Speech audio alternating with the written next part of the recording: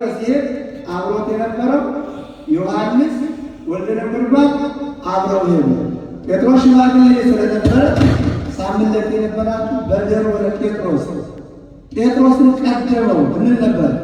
ዮሐንስ ጎልማሳ ስለነበረ ጴጥሮስ ሽማግሌ ስለነበረ የጌታ ትንሣኤ ለማየት ማርያም የተናገረችው እውነት ነው ሐሰት ነው የሚለውን ነገር ለማረጋገጥ ሲሄዱ ያ የወልደ ነጎድጓድ ዮሐንስ ቀድሞ ከመቃብሩ ደረሰ። ከማን ቀድሞ? ከጴጥሮስ ቀድሞ መቃብሩ ላይ ወደ መቃብሩ አልገባ። ጴጥሮስ ሲመጣ ጠበቀው። ስለዚህ ጴጥሮስ ከመጣ በኋላ ጴጥሮስ ከመቃብሩ ጎንበስ ብሎ ሲያው ጌታ የለም። መቃብር ክፈቱልኝ፣ መቅደስ ክፈቱልኝ ሳይል እንደተናገረ ጌታ ተነስቷል የለም። እና ይህንን ነው እነዚህ ሁለት መንገደኞች ጴጥሮስን አይተዋል፣ ስምዖንም አይቶታል። ጌታ በእውነት ተነስቷል። ለመነሳት ደግሞ እናንተ የምታምኑበት መምህራችሁ፣ አለቃችሁ፣ አስተማሪያችሁ ጴጥሮስን አይቶታል ብለው ሰዎች ለአስራ አንዱ ሐዋርያት የተናገሩ። ለምን 11 ሆኑ ሐዋርያት? ይሁዳ ስላልነበረ እንዲህ መልስ ልትሳተፉ ነው። ይሁዳ ስላልነበረ 11 ናቸው ያሉ። ይህ ደግሞ ሌላ ምስጢር አለው የሚገርማችሁ። አሁን በዚህ በዘመነ ትንሣኤ አንዳንድ ጊዜ የቅዱስ ገብርኤል ልቅሶና ለቅሶ ከቅዳሴ በኋላ ቅኔ ይደረጋል። ዕጣነ ሞገር ይባላል። ያ ዕጣነ ሞገር 11 ቤት ነው። 11 ስንኝ ነው ያለ። ያ ማለት ያ ቅኔ ማለት ከሰው አይምሮ ከሰማይ ሰማያት ወርዶ ምስጢር አመስጥሮ በመቀመቃት ወርዶ ተመራምሮ በራሱ ድርሰቱ ያን 11 ቤት ሙሉ የሚሆን። ስለዚህ አንተ ለ11 ሐዋርያት የትንሣኤው ምስጢር ገለጥክላቸው። ለእነሱ የገለጥከው ምስጢር ለእኛም ግለጥልን ለማለት ሊቃውንቱ 11 ቤት 11 ስንኝ ያለው ቅኔ በዘመነ ትንሣኤ ይደረጋል። እኛም እያደግን ስንሄድ ልጆቻችሁ ሲበረቱ፣ ዲያቆናቱ ሲበረቱ መዝሙር እየቆሙ ነው ደግሞ ያን ቀን ይቀጥላል። ለዛ ያድርሰን። አሜን ነው። ደስ አይባልም ሲሰማ አሁን የልኮ እናቱ ፈቅ እየቀረባቸው ነው። ማለት በጣም ልዩ መልእክት ነው የሚያደርገው። እስቲ ለየወል ቀን ይቀርባቸው 5 ሰዓት ለመገኘት ጥረት አድርጉ። በረከቱ ሁሉ በረከት ተፈሱ።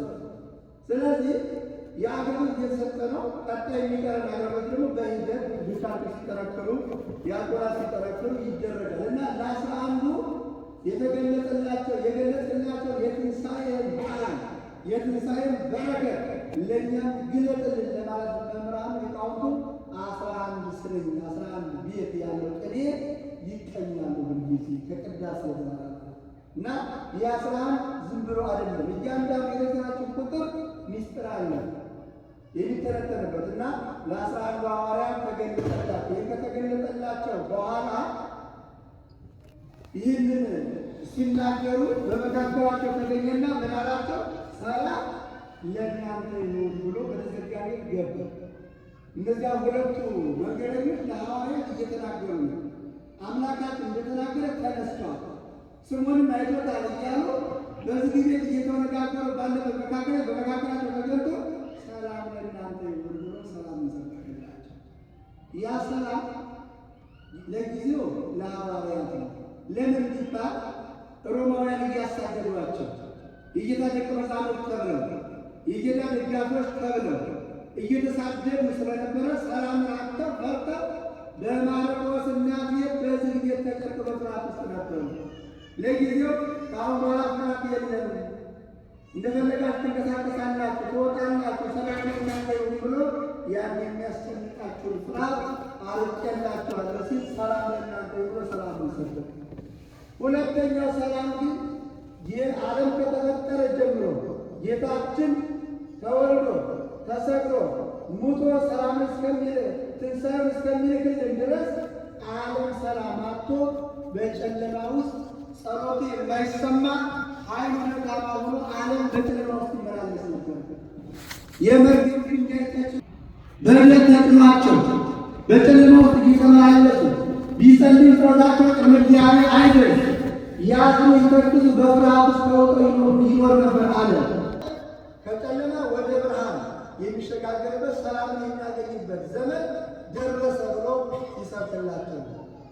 ሶስተኛው ግን ከአሁን በኋላ ሰላም ይሆን ሚዜስር ሰላም ከአሁን በኋላ በጌታ ትንሣኤ የሚያምን የጌታን መሞት፣ የጌታን መሰቀል፣ የጌታን መከራ መቀበል እያመነ በጌታ ስም የሚጸልይ ሁሉ እስከ ዓለም ፍጻሜ ድረስ የሰላም የትንሣኤ ብርሃን የትንሣኤ በረከት ከእናንተ ጋር ነው፣ የሚያስፈራችሁ የሚያስደነግጣችሁ የለም ሲል ሰላም ለእናንተ ይሁን ብሎ በተዘጋ ቤት ተገብቶ ሰላምን ሰበከ። ዛሬ በእያንዳንዳችን አይምሮ፣ በእያንዳንዳችን ቤት፣ በእያንዳንዳችን ሰውነት ሰላም ልንሰብክ ይገባል። ሰላም ልንሰብክ ይገባል። ሚስት ከባሏ ጋር፣ ባል ከሚስቱ ጋር፣ ልጆች ከወላጆቻቸው ጋር፣ ወላጆች ከልጆቻቸው ጋር ሰላም ያጡ ስንታሉ ቤት ይቅጠሩ፣ ቤት ይቅጠሩ። የሰላም አምላክ ሰላምን ይላክልን። ሀገር ከሀገር የትኛው ሀገር ነው ዛሬ ሰላም ያለ? ሰላም ጠፍቶ ነው ያለ። ስለዚህ እውነተኛ የሆነ ሰላም አምላካችን እንዲልክልን ጠንክረን በርትተን መጸለይ፣ መማፀን፣ ወደ እሱ ማመልከት ይጠበቅብናል እና በእውነት ተነሳ ብሎ ተነስቷል ብለው እነዚያ ለደቀ መዛሙርቱ ያበሰሩትን የእነሱን ቃል ለማጽናት በመካከላቸው ተገኝቶ ይኸው ኑ የተቸረከረው እጀ የተወጋውን ጎኔ ዳብሱ። ሌሎች እንደሚሉት ምትሃት ነው፣ የተነሳው አምላክ አይደለም። እንዴት የሞተ ሰው ይነሳል እያሉ ትንሣኤን የማያምኑ ሰዱቃውያን ስለነበሩ እንደነሱ አትጠራጠሩ፣ የተወጋውን ጎኔ ኑ ዳብሱ ብሎ የተቸከረከረበትን ሰውነቱን እጁን አሳያቸው። በመካከላቸው ሰላም ለእናንተ ይሁን ሲል ደንግጠው ነበር ይላል። ለምን?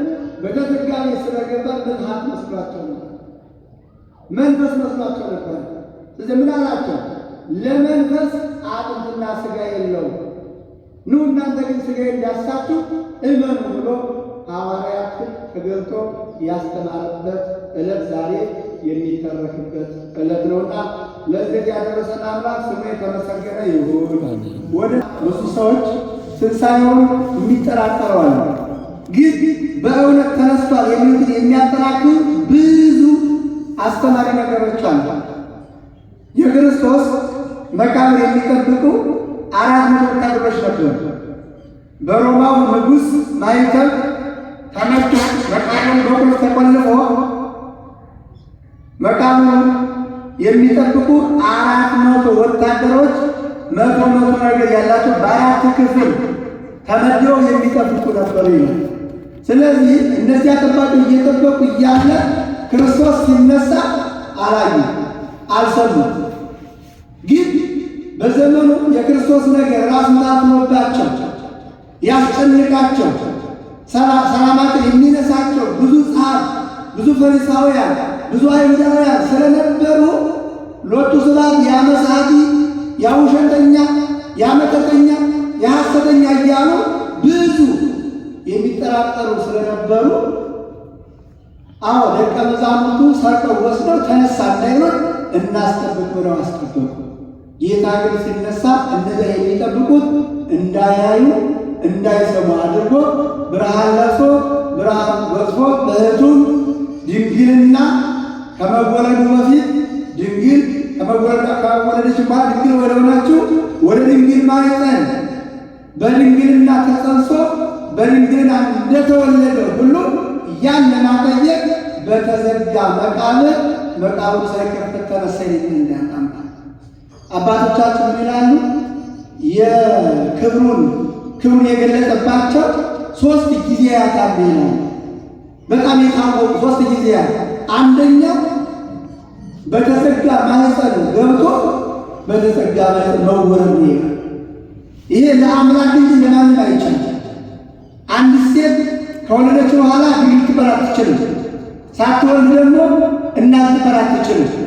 ድንግል ግን ድንግል ወእም እየተባለች ይሄን የአምላክነቱ ክብር የገለጠበት ነው። በተዘጋ ማኅፀን ገብቶ በተዘጋ ማኅፀን ተወለደ። ይሄ አንዱ መለኮትነቱን ግርማ መለኮቱን የገለጠበት አንድ ምስጢር ይሄ ነው ይላል። ሁለተኛው መለኮትነቱን የገለጠበት በተሰቀለ ጊዜ ነው። ታስታውሳላችሁ? ጌታ ሲሰቀል ከሰማይ 3 ተአምራት ከምድር 3 ተአምራት 7 ተአምራት ተገልጠዋል። የስቅለት የነበራችሁ እስቲ የስቅለት የነበራችሁ የስቅለት የነበራችሁ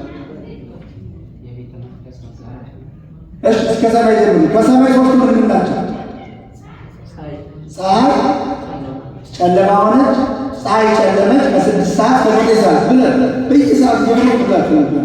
ከ6 ሰዓት ከ9 ሰዓት ጨለማ ነበር። ፀሐይ ይዞቷን ቀየረች። ለምን? የተሰቀለው ፈጣሪዋ ስለሆነ የፈጣሪ ነገር አላሳይም። ሁለተኛ ፀሐይ ጨረቃ ደም ሆነች። ሶስተኛ ከዋክብት ረገቡ። እኒህ በሰማይ የተደረጉ ምልክቶች ናቸው። አምላክነት ሲገኝ የእነሱ ገብ የእነሱ አስገብ የእነሱ ፈጣሪ መሆኑ ሲገኝ በሰማይ 7 ተአምራት በምድር ከቤተ መቅደስ ጀምሮ ቤተ መቅደስ መጋረጃ ይሄ ተከፈለ፣ ከሁለት ተከፈለ፣ ማንም ሳይከፍል። የቤተ መቅደሱ ፈጣሪ የቤተ መቅደሱ ጌታ አንተ ነህ ብሎ መጋረጃውን ፈጣሪ አንተ ነህ ብሎ ገለጠ። ከዛ መቃብራት በራሳቸው ተከፈቱ። ሶስተኛ ከመቃብራት ውስጥ ሙታን ተነስ፣ ማንም ሳያስነሳቸው 500 ዝቅ ከ600 ዝቅ ብሎ ይያስነስ ከ400 የሚበልጡ ከ600 ደግሞ የሚያዙ ሙታን ተነስተው አምላካቸው የሙታንን የሕያዋንን አስገኝ ፈጣሪ መሆኑን ነፍሳት መስክረዋል ማለት ነው። አራተኛው ምንድን ነው? ረሳችሁ? ከሞት ተነሳ። እሱማ የትንሣኤ ነው። ገና የሰገር ነው። መቃብራት ተነሳ። አእባን ተፈቱ። ተራሮች፣ ትልቅ ድንጋዮች ትንሽ ዳቦ ተከፋፈሉ፣ ይዘታቸው ደቀቁ ማለት። ይሄ ሁሉ የአምላካችን ግርማ መለኮቱን የገለጠበት ምስጢር ነው እና ሁለተኛው የስቅለት ነው። 7 ተአምራት የተገለጡበት። ሶስተኛውና የመጨረሻው ትንሣኤው ነው። ትንሣኤው እንደምታወቅ እነዚያ ወታደሮች እየጠበቁ እያለ ሲነሳ ጠባቂዎችም አላዩ፣ ሌላ ሰው አላዩ። መቃብሩ እንደተዘጋ የተነሳ። ይሄ ምንድን ነው ሲባል ቅድም እንዳልኳቸው በተዘጋ ማኅፀን ገብቶ በተዘጋ ማኅፀን ለመውጣቱ ምሳሌ ነው። በእነዚህ አሁን ባልኳቸው በልደቱ፣ በስቅለቱ፣ በትንሣኤው ቀድሞ የተገለጸው ለእናቱ ነው። ቀድሞ የተገለጸው ለእናቱ ቅድስት ድንግል ማርያም ነው። በበረት ሲወለድ አይኑ ምልክት ማንን ያያል? እናቱ እመቤታችንን ያያል። በስቅለት መጨረሻ ላይ ከተሰቀለ በኋላ እነሆ እናትህ ብሎ ለዮሐንስ ሲሰጠው ማንን ያያል? ድንግል ማርያምን ያያል። ሲነሳስ መጀመሪያ ላይ የተገለጠው ለእናቱ ነው የተገለጠው። ከዛ በኋላ ለማርያም መግደላዊት ለሐዋርያት የምንለው ይህንን ቅዱስ ያሬድ ሲገልጸው የዛሬ ሳምንት እሑድ በነበረው ዝማሬ የሚባለው አገልግሎቱ ላይ አብርሂ ማርያም ወላዲተ አምላክ ብሎ ለእመቤታችን መጀመሪያ ይኸው ብርሃኔ 9 ወር ከ5 ቀን በማኅፀንሽ ያደርኩት ይኸው ተነሳሁኝ ብሎ የተገለጠላት ለእናቱ ቅድስት ድንግል ማርያም፣ ከዛ በድጋሚ ለቅዱሳት አንስት፣ ከዛ ለደቀ መዛሙርት እያለ ለ500 ለዓለም ተገለጠ ማለት ነው። ስለዚህ እንግዲህ አባቶቻችን እመቤታችን የሚማጸን እመቤታችን የሚወድ ሁልጊዜ ከእመቤታችን ጋር ማን አለ? ክርስቶስ አለ ይላል። እመቤታችን ሲማጸን በእመቤታችን ሲጸልይ ከክርስቶስ ጋር እመቤታችን ሁልጊዜ አትለይም። በቤተክርስቲያናችን አገልግሎት ሲሶም የእመቤታችን ምስጋና አይለይም። የማንኛውም ምስጋና ሲመሰገን አይለይም። ለማይለየው እመቤታችን ስናነሳ ምን እያለ ነው? ወላዲተ አምላክ እያለ የአምላክ እናት እያለ ነው። በእሷ ስም አምላክንም እያመሰገን ነው፣ አምላክንም እየጠራን ነው። እና ይህን ሚስጥር ለእመቤታችን መጀመሪያ ተገለጠ። ከዛ በኋላ ለቅዱሳት አንስት፣ ከዛ በኋላ ለሐዋርያት፣ ለሁሉ 40 ቀን ሙሉ ከትንሣኤ ጀምሮ እስከ ዕርገቱ ድረስ በጉባኤ 3 ጊዜ ተገብቷል። እነዚህ በጉባኤ